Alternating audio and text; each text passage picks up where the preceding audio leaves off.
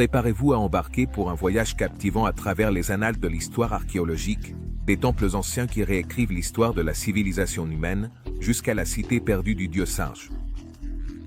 Voici les 15 découvertes récentes les plus controversées. Numéro 15. Göbekli Tepe. Caché sous les plaines poussiéreuses du sud-est de la Turquie, se trouve Göbekli Tepe, un site qui a bouleversé la communauté archéologique. Cet ancien complexe de temples, datant de l'incroyable année 9600 avenue Jésus-Christ, précède l'invention de l'agriculture et l'apparition de la vie sédentaire, ce qui remet en question nos idées préconçues sur les capacités des premières sociétés humaines.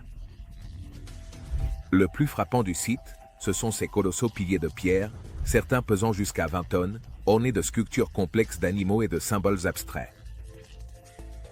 La précision et l'art de ces mégalithes suggèrent un niveau de sophistication qui était auparavant considéré comme impossible pour les communautés de chasseurs-cueilleurs. La découverte de Göbekli Tepe a suscité un débat animé parmi les experts. Certains soutiennent qu'il représente un changement de paradigme, indiquant que les croyances religieuses complexes et les structures sociales ont émergé bien plus tôt qu'on ne le pensait. D'autres proposent que le site pourrait avoir été un catalyseur pour le développement de l'agriculture, car la nécessité de nourrir les travailleurs et de maintenir des rituels élaborés pourrait avoir stimulé la domestication des cultures et des animaux. Cependant, les sceptiques remettent en question l'idée que Göbekli Tepe représente réellement un complexe de temples, en suggérant des interprétations alternatives, comme un lieu de rassemblement communal ou un site funéraire. L'absence de documents écrits dans l'Antiquité profonde du site rend difficile l'extraction de conclusions définitives. Avant de continuer avec cette vidéo, appuyez sur le bouton d'abonnement et la cloche de notification dès maintenant. Numéro 14. L'homme de Kenwick. En 1996, un couple d'étudiants universitaires est tombé par hasard sur un crâne humain en se promenant dans les eaux peu profondes de la rivière Columbia. Localisé dans l'État de Washington. À ce moment-là, ils ignoraient que leur découverte inattendue serait le début d'une bataille juridique féroce et prolongée, en plus de soulever des questions profondes et complexes sur les premiers habitants qui se sont installés en Amérique du Nord. L'ensemble des restes osseux, qui serait plus tard nommé l'homme de Kenwick, a été estimé à plus de 9000 ans d'ancienneté. Les premières analyses et études réalisées suggéraient que cet individu avait des traits physiques différents de ceux des Amérindiens actuels, ce qui a conduit certains chercheurs et experts à proposer la théorie qu'il pourrait représenter une migration distincte de personnes vers le continent américain. Cette interprétation a provoqué une grande polémique et a déclenché un vif débat opposant scientifiques et tribus amérindiennes. Selon la loi sur la protection et le rapatriement des tombes des Amérindiens, également connue sous son acronyme anglais NAGPRA, les tribus tentaient de revendiquer les restes comme étant leurs ancêtres, afin de les réenterrer selon leurs coutumes et traditions ancestrales. D'un autre côté, les scientifiques soutenaient que les restes contenaient des indices et des preuves précieuses sur le peuplement de l'Amérique, et qu'ils devaient donc continuer à être étudiés. La bataille juridique pour l'homme de Kenwick s'est prolongée pendant des années. Et a mis en lumière les tensions existantes entre la recherche scientifique et les droits des peuples autochtones. Finalement, en 2015, de nouvelles analyses ADN ont confirmé que l'homme de Kenwick était apparenté aux Amérindiens modernes. En conséquence de cette découverte, les restes ont été restitués aux tribus en 2017. Clôturant ainsi un long et complexe chapitre de l'histoire de l'archéologie et de l'anthropologie en Amérique du Nord. Numéro 13. L'hypothèse de l'impact d'Hydria-Ressa. Imaginez un cataclysme qui changerait le monde tel que nous le connaissons. Un impact de comète ou d'astéroïde qui déclencherait une période de refroidissement global, anéantirait les mammouths et d'autres mégafaunes et altérerait à jamais le cours de l'histoire de l'humanité. C'est la théorie controversée connue sous le nom d'hypothèse de l'impact d'Hydria-Ressa. Proposée en 2007, l'hypothèse suggère qu'il y a environ 800 ans, un corps céleste a percuté la Terre, causant une dévastation généralisée. Selon ses défenseurs, l'impact a provoqué le début soudain d'Hydria-Ressa. Une période de refroidissement rapide qui a interrompu la tendance au réchauffement graduel et qui a suivi la dernière glaciation. Les partisans de l'hypothèse soulignent des preuves telles que des niveaux élevés d'iridium, de diamants microscopiques et de charbon de bois dans des sites archéologiques datant de cette période. Ils soutiennent que ces marqueurs sont cohérents avec un impact extraterrestre et les incendies qui en résultent. Cependant, l'hypothèse de l'impact audrien récent reste très controversée. De nombreux scientifiques soutiennent que les preuves ne sont pas concluantes et que d'autres explications, comme les changements dans les schémas de circulation océanique, pourraient expliquer le changement climatique brutal. Les critiques remettent également en question la fiabilité des marqueurs d'impact et suggèrent qu'ils pourraient avoir une origine terrestre. Le débat autour de cette hypothèse a été animé, avec des arguments passionnés de part et d'autre. Bien que l'idée d'un événement cosmique catastrophique ayant façonné l'histoire de notre planète soit indéniablement captivante, la communauté scientifique reste divisée quant à sa validité. Pendant ce temps, les chercheurs continuent d'explorer les forages les plus récents et leurs causes possibles. La vérité qui se cache derrière cette théorie intrigante reste insaisissable. Elle invite à une exploration et un débat plus approfondi. Numéro 12. Les pyramides bosniaques. Dans les collines, près de Visoko, Bosnie-Herzégovine. Une affirmation controversée a suscité l'attention internationale et divisé la communauté archéologique. En 2005, l'archéologue amateur Samir Osmanagic a déclaré que ces collines étaient en réalité d'anciennes pyramides, défiant la compréhension conventionnelle de la préhistoire européenne. Osmanagic et ses partisans soutiennent que les pyramides bosniaques, qu'ils ont baptisées pyramides du Soleil, de la Lune et du Dragon, entre autres, ont été construites par une civilisation avancée pendant la dernière glaciation.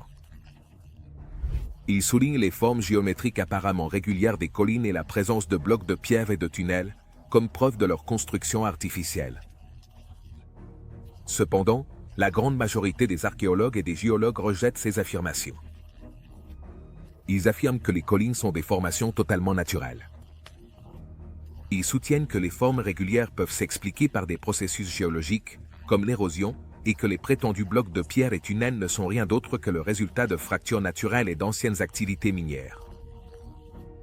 Les critiques remettent également en question les méthodes et la crédibilité d'Osmanagic et de son équipe, les accusant de pseudosciences et de mal interpréter les caractéristiques géologiques.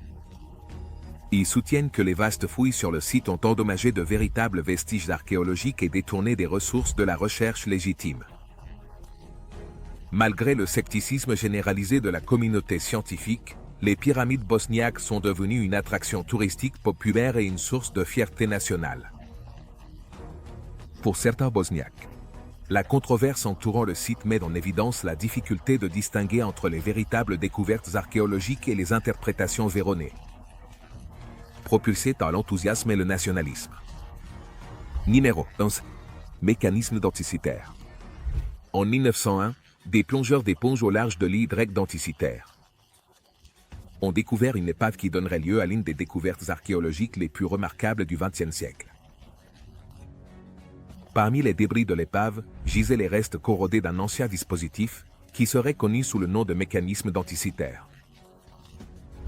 Lorsque les archéologues et les scientifiques ont commencé à étudier l'objet fragmenté, ils se sont rendus compte qu'ils avaient affaire à une machine d'une complexité extraordinaire datant d'environ 100 avenues Gitse. Le mécanisme denticitaire consistait en un système complexe d'engrenages, de cadrans et d'inscriptions qui semblaient modéliser les mouvements des corps célestes. Des recherches ultérieures ont révélé que le dispositif pouvait prédire les éclipses lunaires et solaires, suivant les positions du Soleil, de la Lune et des planètes, et même expliquer l'orbite irrégulière de la Lune. La sophistication du mécanisme a remis en question les notions prédominantes sur les capacités technologiques des civilisations anciennes. La découverte du mécanisme denticitaire a suscité un débat animé parmi les chercheurs.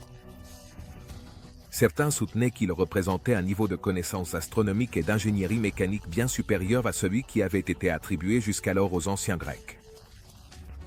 D'autres ont suggéré que le dispositif pourrait avoir été influencé par la science babylonienne ou égyptienne, ce qui indiquait un échange d'idées plus important entre les cultures anciennes. La finalité exacte et le créateur du mécanisme denticitaire restent un mystère. Certains chercheurs pensent qu'il a pu être utilisé à des fins éducatives, tandis que d'autres proposent qu'il ait servi d'instrument de navigation. La complexité du dispositif a conduit à spéculer sur l'existence d'autres mécanismes similaires qui se sont perdus avec le temps. Numéro 10. La famille du tombeau de Jésus. En 1980, une équipe de travailleurs de la construction à Talpio, une banlieue située à Jérusalem, est tombée par accident sur une ancienne tombe de 2000 ans d'ancienneté. Cette tombe contenait des ossuaires, également connus sous le nom de boîte à os. Cette découverte aurait pu être ignorée comme une simple curiosité de l'histoire, si ce n'était pour les inscriptions intrigantes trouvées sur les ossuaires. Les noms inscrits étaient Jésus, fils de Joseph, Marie, et Judas, fils de Jésus. Les applications de ces noms ont envoyé des ondes de choc à travers les communautés archéologiques et religieuses. En 2007, l'affaire a de nouveau été mise sous les projecteurs. Lorsque les cinéastes James Cameron et Sacha Jacobovici ont sorti leur documentaire controversé, La tombe perdue de Jésus. Dans leur documentaire, ils affirmaient que la tombe découverte à Talpio était en réalité le lieu de repos final de Jésus de Nazareth et de sa famille.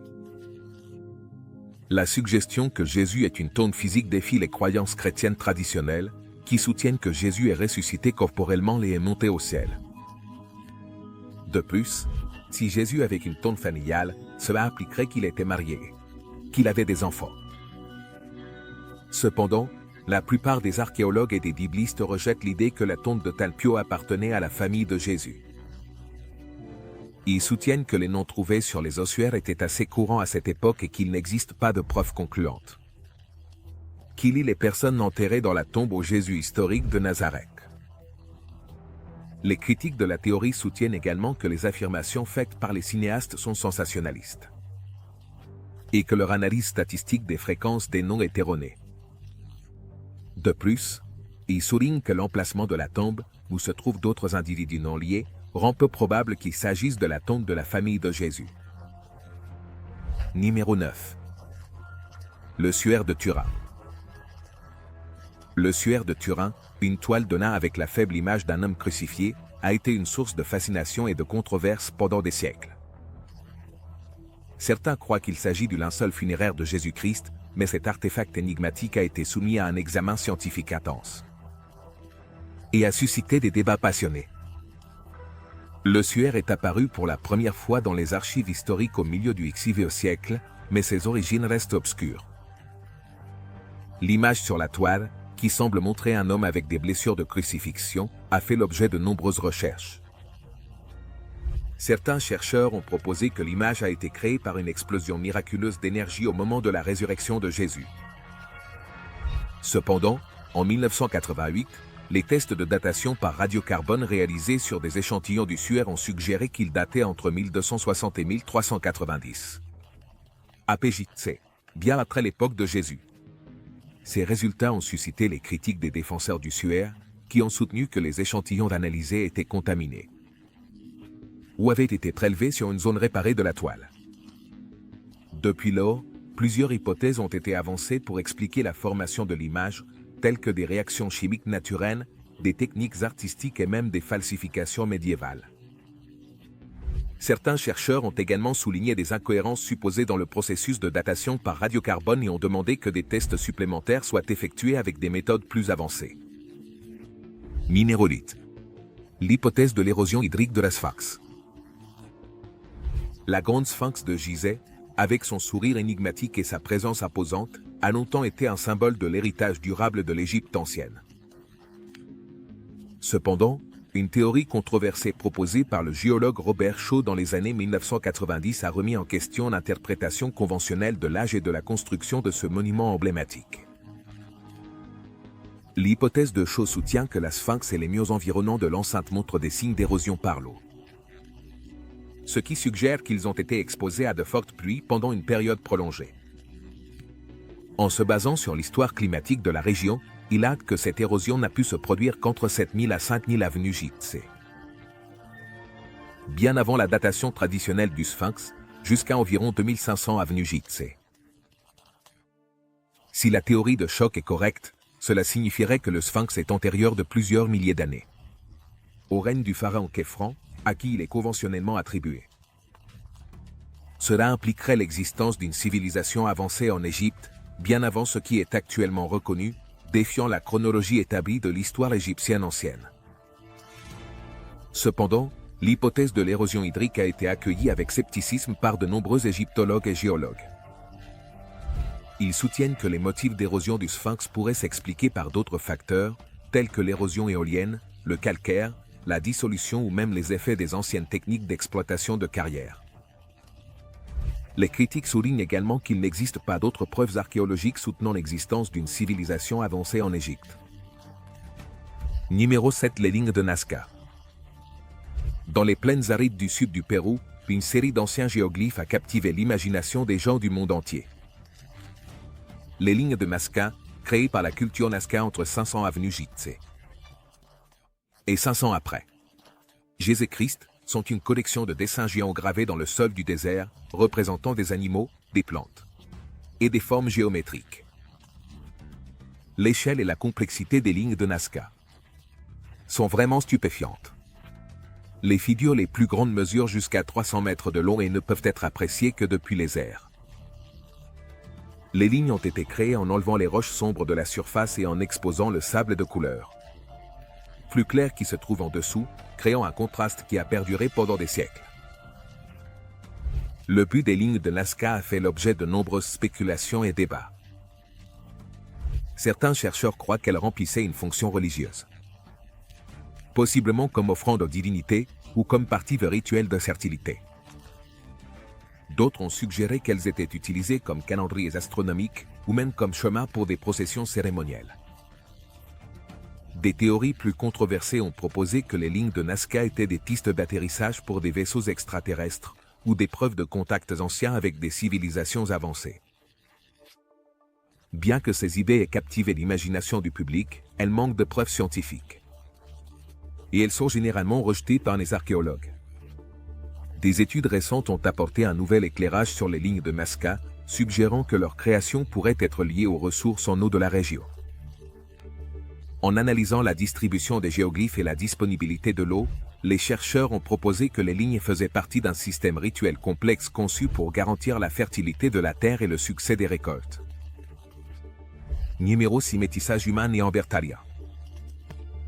Pendant longtemps, les Néandertaliens ont été vus comme des créatures primitives et brutales qui se sont éteintes sans contribuer au patrimoine génétique humain moderne.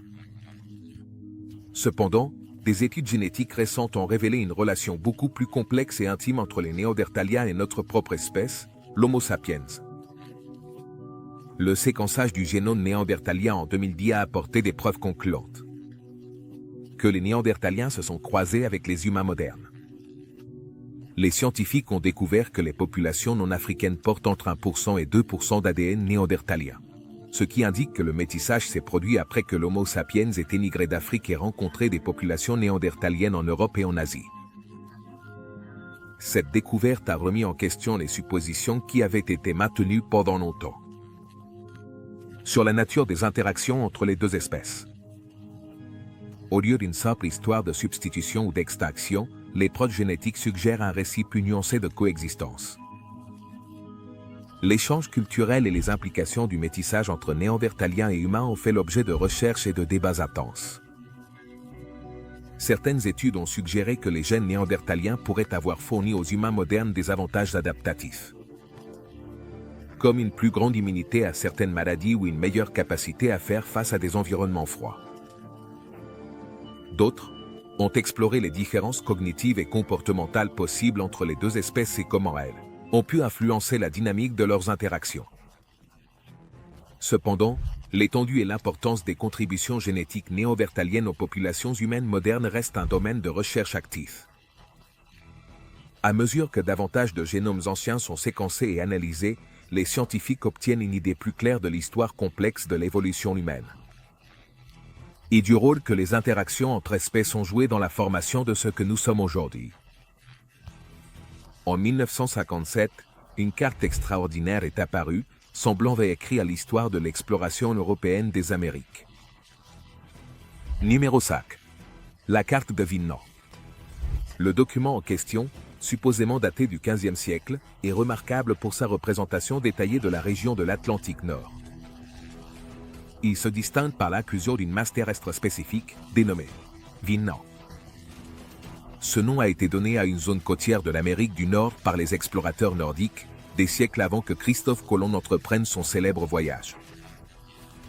Si cette carte de Vinland s'avérait authentique, elle fournirait des preuves tangibles et significatives que les Vikings non seulement sont arrivés en Amérique du Nord, mais possédaient également une connaissance géographique sophistiquée et détaillée de la région, bien avant d'autres Européens.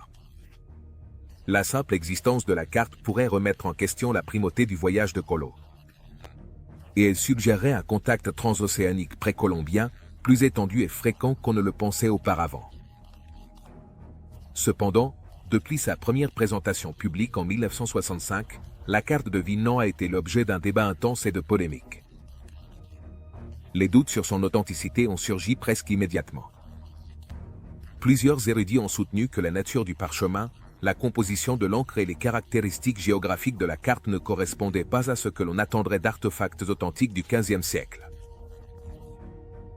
Ces dernières années, une série d'études scientifiques ont apporté des preuves convaincantes suggérant que la carte de Vinland pourrait être, en fait, une falsification moderne. Les analyses de l'encre ont détecté la présence de dioxyde de titane, un composé non utilisé dans les pigments médiévaux, mais courant dans les encres du XXe siècle. De plus, la carte représente le Groenland comme une île, un fait géographique qui n'a été connu que plusieurs siècles plus tard, ce qui a encore alimenté les soupçons sur son inauthenticité. Numéro 4. Machines avancées d'Égypte. Les anciens Égyptiens sont célèbres pour leurs monuments impressionnants, comme la grande pyramide de Gizeh et le temple de Karnak. Cependant, certains chercheurs ont suggéré que ces structures présentent un niveau de précision et de sophistication qui n'aurait pu être atteint qu'avec une technologie de machinage avancée. L'un des défenseurs les plus éminents de cette théorie est Christopher Dunn, un ingénieur qui a étudié en profondeur l'ancien travail de la pierre égyptienne. Dunn soutient que le perçage, le sciage et le façonnage complexe de pierres dures, comme le granit et la diorite, évident dans de nombreux artefacts égyptiens, n'auraient pas pu être réalisés avec les simples outils en cuivre et abrasifs traditionnellement attribués aux anciens Égyptiens. Dunn cite des exemples comme les trous percés, avec précision dans les caisses en granit du Sérapéon de Saqqara. Les surfaces parfaitement planes des énormes blocs de pierre de la Grande Pyramide et les hiéroglyphes complexes gravés sur les obélisques en pierre dure. Il soutient que ces exploits auraient nécessité l'utilisation d'équipements de perçage, de tours et de scies avancés similaires à ceux utilisés dans l'usinage moderne. Cependant, l'idée d'un usinage avancé ancien en Égypte reste très controversée parmi les égyptologues et les archéologues. La plupart des experts soutiennent que les anciens Égyptiens ont réalisé leur impressionnant travail de la pierre grâce à une combinaison d'artisanat habile, d'outils simples et d'une main-d'œuvre qui consommait beaucoup de temps.